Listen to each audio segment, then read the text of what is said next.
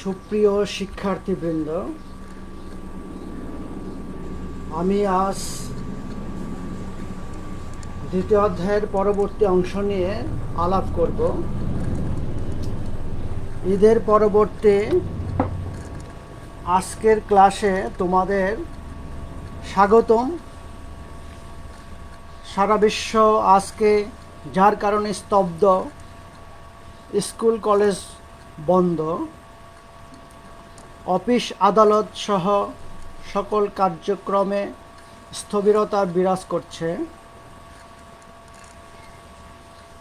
সেই ভয়াবহ corona virus কেড়ে নিয়েছে সারা বিশ্বের প্রায় 3,70,000-এরও বেশি মূল্যবান প্রাণ।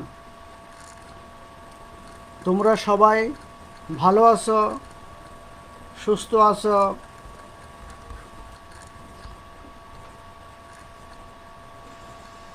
এই কামনা করছি। বর্তমান সরকার এরই মাঝে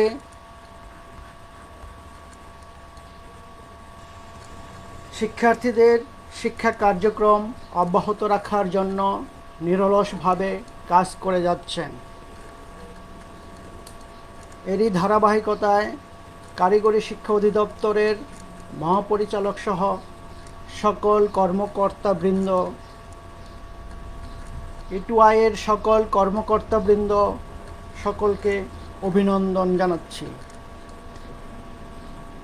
সেই সাথে আমার প্রাণপ্রিয় শিক্ষার্থীবৃন্দ, সরকার এই যুগান্তকারী পদক্ষেপে ঘরে বসে শিক্ষা কার্যক্রম চালিয়ে যাচ্ছ, তাই তোমাদের ধন্যবাদ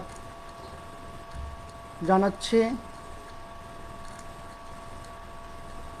আজ তৃতীয় ক্লাসে লাইফ স্কিল পোর্টাল ফেসবুক পেজে তোমাদের সুস্বাগত জানাচ্ছে। তোমরা নিশ্চয়ই আমার কথাগুলো শুনতে পাচ্ছ। তাহলে আমরা খাতা কলম নিয়ে বসে পড়ব। বরাবরের মতোই আমি যে বিষয়টি নিয়ে আলাপ করব সেটি হলো ইলেকট্রিক্যাল সার্কিট অ্যান্ড মেশিনস। চতুর্থ পর্বের 6টি বিভাগে 2016 প্রবিধানে এটা কার্যকর অবস্থায় আছে। আমি উপস্থাপক হিসাবে Saroj Kumar Haldar, junior instructor electrical, Sylhet polytechnic institute.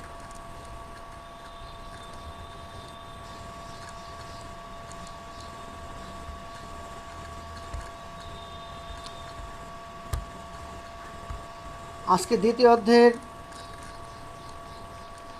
পরবর্তী অংশ নিয়ে আমি আলাপ করতে যাচ্ছি।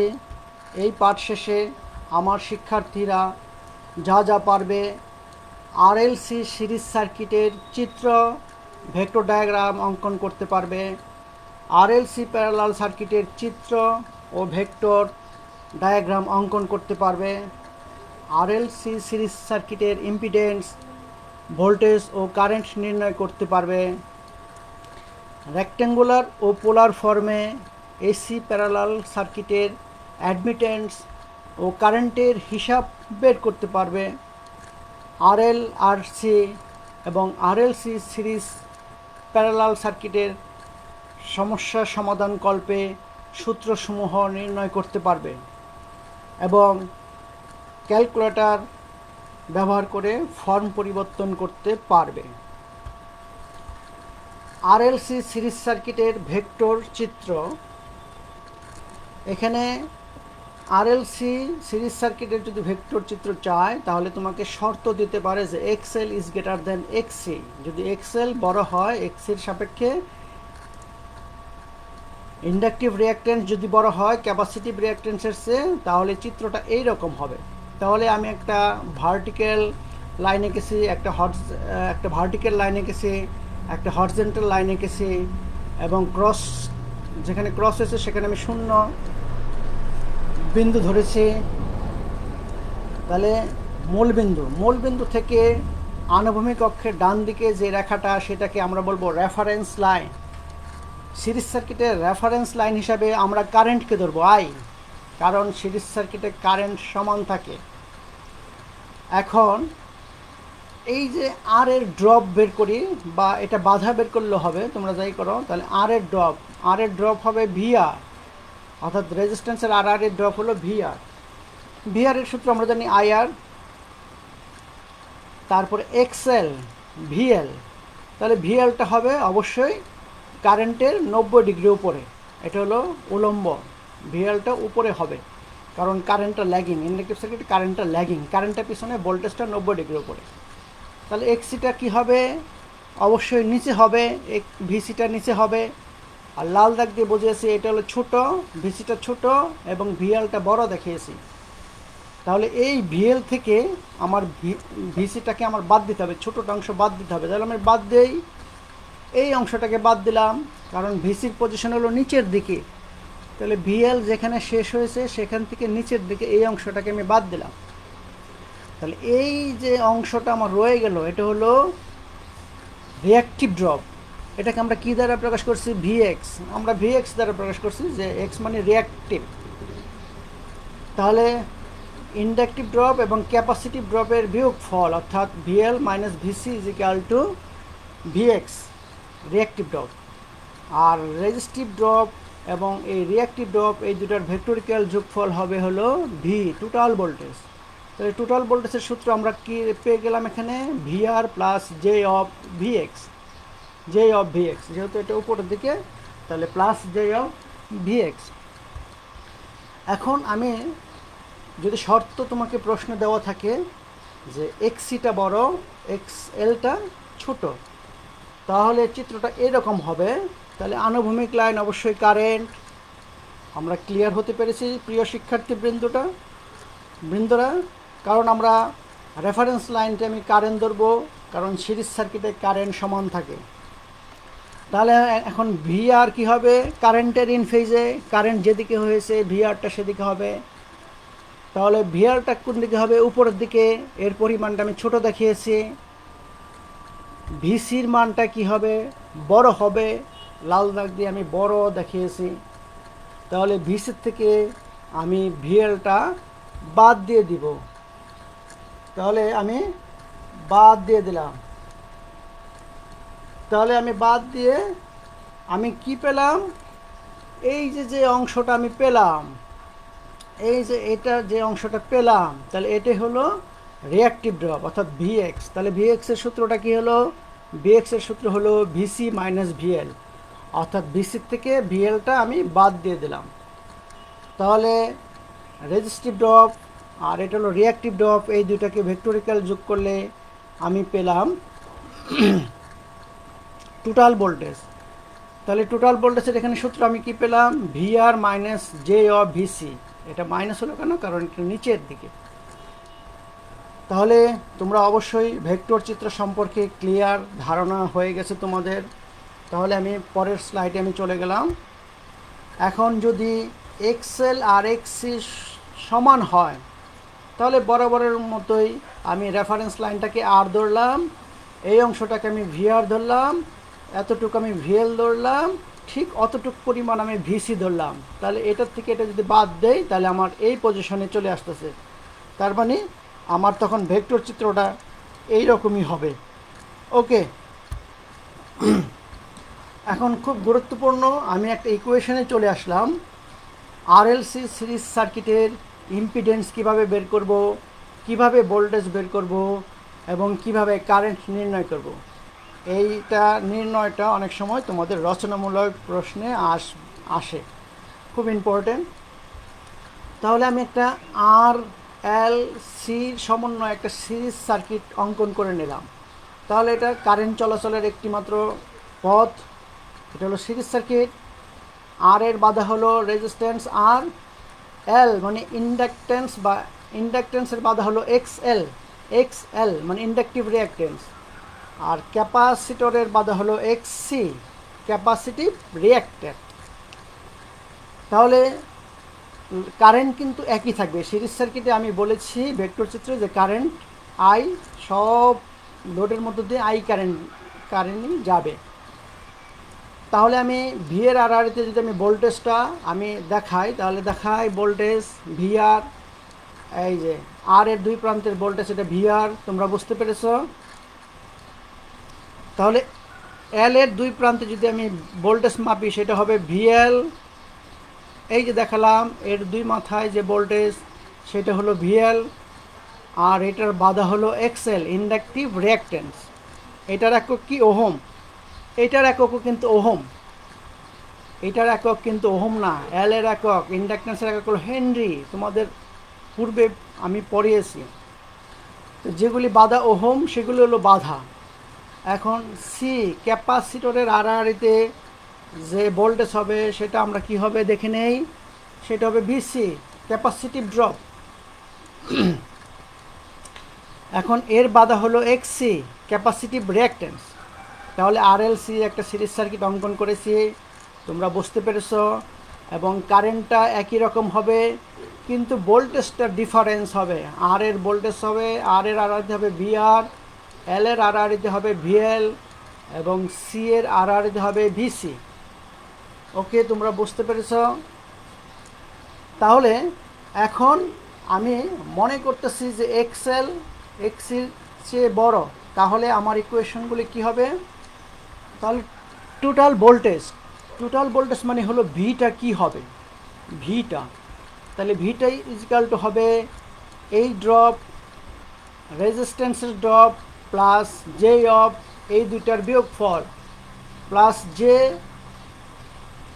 J J of VL minus VC. এখন আমি প্লাস দিলাম কেন?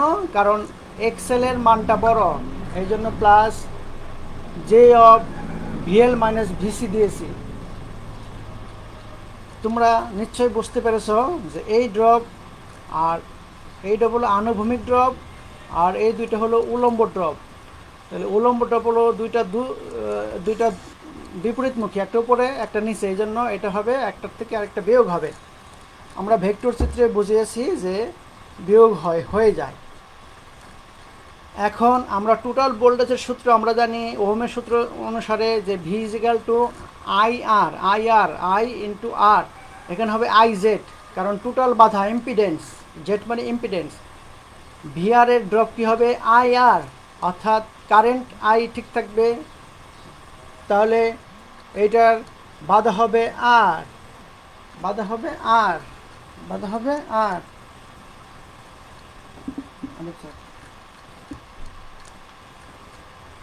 আবার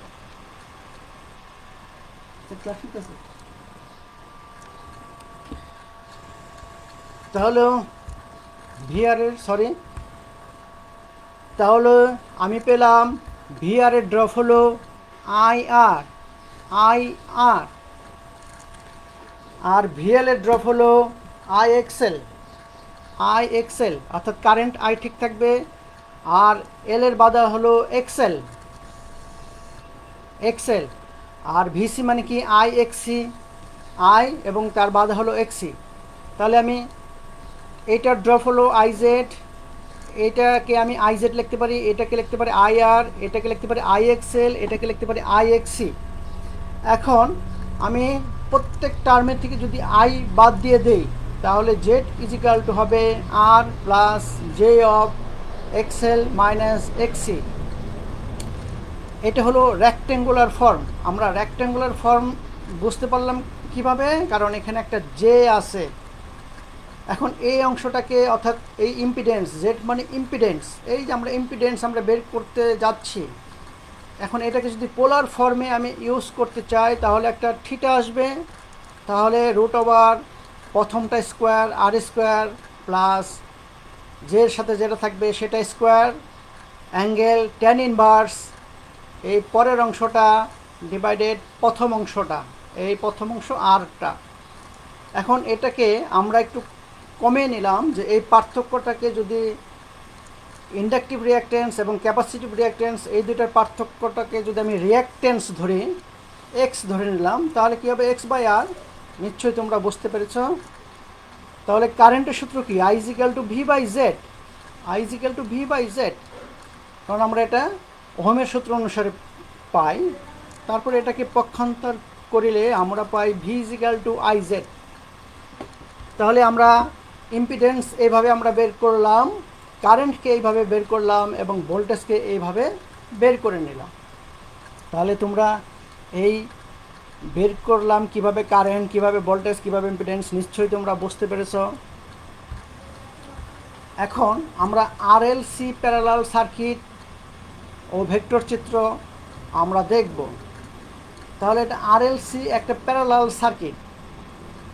এই যে একটা শাখা আছে, এই শাখায় আমি একটা লোড নিলাম আর, একটা নিলাম এল।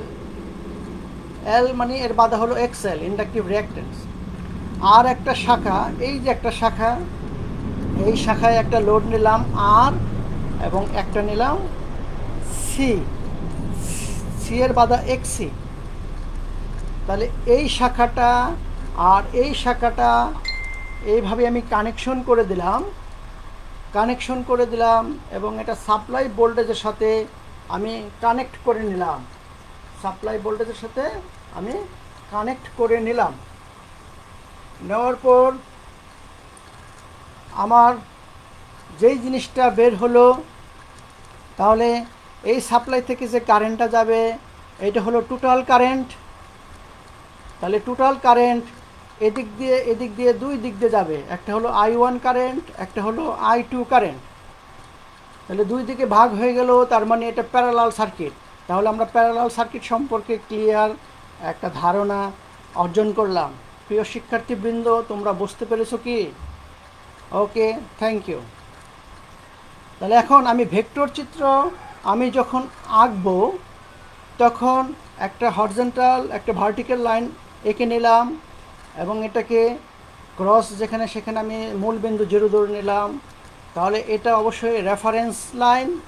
তাহলে প্যারালাল সার্কিটে আমি রেফারেন্স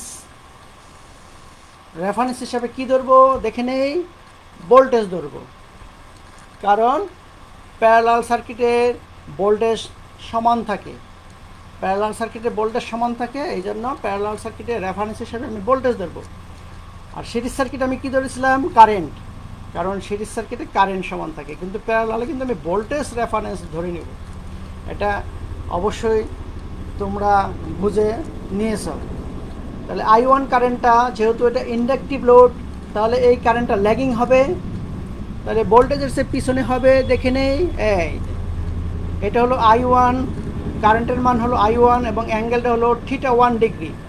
ভোল্টেজের সে নিচে ল্যাগিং কেন হলো, কারণ এটা ইন্ডাকটিভ লোডে কারেন্টটা কিন্তু ল্যাগিংই হয়। আর দ্বিতীয় শাখায় আছে ক্যাপাসিটিভ সার্কিট। তাহলে এটা কারেন্ট হবে I2। তাহলে I2-র কারেন্টটা কী হবে, অবশ্যই লিডিং হবে, দেখে নেই। হ্যাঁ, I2 কারেন্টটা এটার অ্যাঙ্গেল θ2 ডিগ্রি।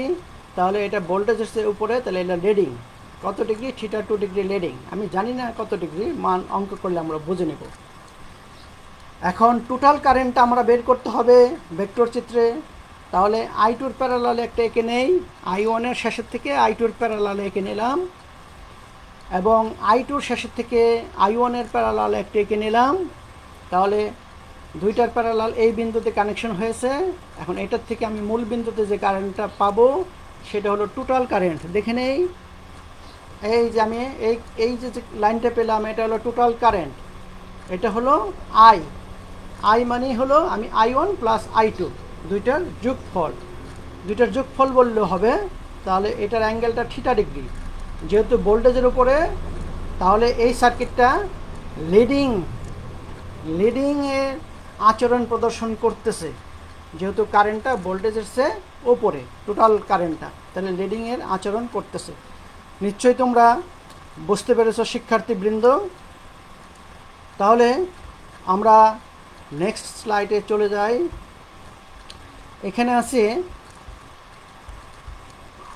আর রেক্ট্যাঙ্গুলার ও পোলার ফর্মে এসি প্যারালাল সার্কিটের অ্যাডমিটেন্স ও কারেন্টের হিসাব। এটা একটা খুব ইম্পর্টেন্ট একটা প্রমাণ, কিভাবে আমি অ্যাডমিটেন্স বের করব বা কিভাবে আমি প্যারালাল সার্কিটের কারেন্ট বের করব। এটাও খুব ইম্পর্টেন্ট একটা টপিকস, তোমরা ভালো করে দেখে নাও। তাহলে যেহেতু প্যারালাল সার্কিট বলেছে, আমি একটা প্যারালাল সার্কিট এঁকে নিলাম। একটা শাখায় দেখালাম আরএল লোড, আর একটা শাখা দেখালাম আরসি লোড, এবং ঠিক আগেরটার মতো আমি প্যারালাল সার্কিট এঁকে নিলাম। তাহলে প্যারালাল সার্কিট আঁকা কারো কোনো সমস্যা আছে কি প্রিয় শিক্ষার্থীবৃন্দ? ওকে, নাই। তাহলে এই শাখার এই শাখার প্রথম শাখা যদি আমি ধরি আরএল শাখা, তাহলে এখানে আমি ইম্পিডেন্সের সূত্র কী পাবো? আমরা আগে দেখিয়েছি, এটা রেক্টেঙ্গুলার ফর্মে যদি লিখি তাহলে কী হবে? R plus J of Excel, অবশ্যই প্লাস জে অফ এক্সেল। তাহলে অ্যাডমিটেন্স কী হবে? অ্যাডমিটেন্স আমরা জানি যে ইম্পিডেন্সের উল্টা, তাহলে অ্যাডমিটেন্সটা হবে 1/ZL। এই শাখার ইম্পিডেন্সটা আমরা ধরে নিয়েছি ZL, টোটাল ইম্পিডেন্স হলো এই শাখার ZL ধরে নিয়েছি। তাহলে আমি 1/ZL, এখন আমি মান বসেছি 1/ZL। ZL মানে কি? এই যে আমি দেখেছি আর প্লাস জে অফ এক্সেল। এখন নিচের মানটা যেহেতু আর প্লাস জে অফ এক্সেল, তাহলে এই আর মাইনাস জে অফ এক্সেল দ্বারা উপরে নিচে আমি গুণ করে দিলাম। একই জিনিস যদি আমি উপরে নিচে গুণ করে দেই তাহলে মানের কোনো পরিবর্তন হয় না। কেন আমি এটা করলাম? কারণ আমার কিছু টেকনিক, কিছু মানটা বের করার জন্য, অ্যাডমিটেন্সের মানটা বের করার জন্য এখানে কমিয়ে একটা মান বের করার জন্য। তাহলে নিচেরটা সূত্র দেখো, এ প্লাস বি ইন্টু এ মাইনাস বি। এটাকে যদি আমি এ ধরি, এটাকে যদি বি ধরি, তাহলে এ মাইনাস বি ইন্টু এ প্লাস বি। তাহলে এর সূত্র হলো এ স্কোয়ার মাইনাস বি স্কোয়ার। ওকে, উপরে কোনো পরিবর্তন নেই, নিচেরটা আর স্কোয়ার করলে আর স্কোয়ার। এখন এখানে একটু বোঝার বিষয় তোমরা দেখে নাও, জে স্কোয়ার আর এটাকে যদি ভাঙিয়ে দেয় এক্সএল স্কোয়ার। জে স্কোয়ারের মান হলো -1। আমরা জানি জে স্কোয়ারের মান -1, তাহলে এতটুকুর মান যদি -1 হয় তাহলে -1 মাইনাস মাইনাসে প্লাস, এটার মান 1, তাহলে 1 দ্বারা এটার গুণ করলে এক্সএল স্কোয়ার হয়। এখন এটাকে দুইটা পার্ট করে নিলাম, একটা আর বাই নিচের অংশ মাইনাস জে এক্সএল বাই নিচের অংশ, দুটাকে আলাদা আলাদা করে নিলাম। এই পার্টটার মধ্যে তোমরা দেখতে পাচ্ছ কি এর পার্টের মধ্যে কোনো জে নেই, অর্থাৎ কোনো উলম্ব উপাদান নেই, কিন্তু এই পার্টটার মধ্যে জে আছে। তাহলে এটা হলো আনুভূমিক উপাদান। তাহলে আনুভূমিক উপাদান, অ্যাডমিটেন্সের আনুভূমিক উপাদানটা হলো কন্ডাক্টেন্স জি, এটাকে জি দ্বারা প্রকাশ করা হয়, মাইনাস মাইনাস। আর উলম্ব উপাদানকে বলা হয় সাসেপ্টেন্স, এটাকে বি দ্বারা প্রকাশ করা হয়। তাহলে অ্যাডমিটেন্সের দুইটা উপাদান, একটা হলো কন্ডাক্টেন্স, একটা হলো সাসেপ্টেন্স। তাহলে এখানে আমরা মাইনাস পেয়ে গেলাম। ওকে, তোমরা বুঝতে পেরেছ? তাহলে এই যে শাখা, ইন্ডাকটিভ শাখা, অর্থাৎ এই যে উপরের যে শাখাটা, এই শাখার তাহলে কারেন্ট কী হবে? কারেন্ট আমরা যদি ধরেছি আইএল, তাহলে আইএল ইজ ইকাল টু কি? ভি ইন্টু 1/Z, ওই ওহমের সূত্রটা, মানে আইয়ের সূত্র কি? কারেন্ট ইজ ইকাল টু কি? V/Z। জেডটাকে একটু এই কায়দা লিখেছি 1/Z, আর 1/Z মানে কি? ওয়াইএল। 1/Z মানে ইম্পিডেন্সের বিপরীতটা হলো অ্যাডমিটেন্স। তাহলে আইএল এর মান কি পেলাম? V into YL. ক্লিয়ার? প্রথম শাখার যে অ্যাডমিটেন্সটা পেলাম ওয়াইএল এটা, এবং কারেন্টটা যে পেলাম ভি ইন্টু ওয়াইএল, তোমরা বুঝতে পেরেছ? এখন দ্বিতীয় শাখা, এই দ্বিতীয় শাখা মানে ক্যাপাসিটিভ শাখা। তাহলে ক্যাপাসিটিভ শাখার ইম্পিডেন্স কী হবে? ZC। তাহলে R minus J of XC, এটা কি হলো? এটা হলো মাইনাস হলো, এটা মাইনাস হলো। মাইনাস কেন হলো? কারণ ক্যাপাসিটিভ শাখার, তাহলে R minus J of XC আমরা জানি। তাহলে অ্যাডমিটেন্স সূত্র কি? 1/ZC, আগের মতো। তাহলে 1/ZCর মান বসালাম এই যে, তাহলে নিচের অংশ মাইনাস আছে, তাহলে প্লাস দ্বারা গুণ করবো এখানে। তাহলে নিচেরটা এ মাইনাস বি ইন্টু এ প্লাস বির সূত্র হলো তাহলে এ স্কোয়ার মাইনাস বি স্কোয়ার।